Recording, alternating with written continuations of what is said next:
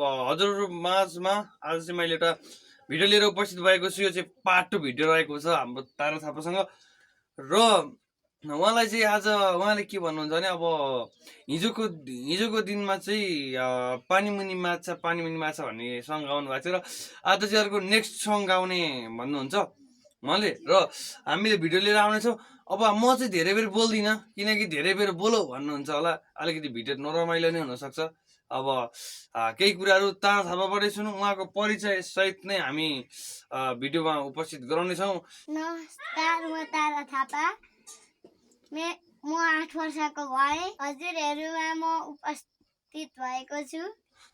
So guys चाहिँ अलिकति थोरै मिलाएर बुझिदिनु होला, अलिकति बोल्नमा कन्फिडेन्स चाहिँ छैन होइन, अलिकति गाह्रो हुन्छ नि त। एकैचोटि केटाकेटीलाई भिडियोमा आएर बोल्नको लागि लास्टै गाह्रो पनि हुन्छ र हामीलाई पनि गाह्रो हुन्थ्यो। र हजुरले आज कुन गीत गाउन जाँदै हुनुहुन्छ त नि?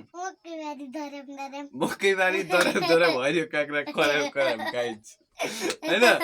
अब तपाईँको अब धेरै नबोलिकन हजुरको गीतलाई नै सुनाउन त कन्टिन्यू गरेर ल गाइदिनुहोस् न त। मकैबारी दरम हरियो काँक्रा कराम कराम ला हो उने ला हो मकैबारी दरम हरियो काँक्रा कराम कराम। यति नै हो, सकियो। त तपाईँले छोटो एकदमै मिठो गीत गाउनुहुन्छ, हजुर कलाको धनी मान्छे होइन। तपाईँलाई अस्ति अर्को भिडियोमा तपाईँलाई को गायक पो मनपर्छ भन्नुहुन्थ्यो? शान्तिश्री परिवार।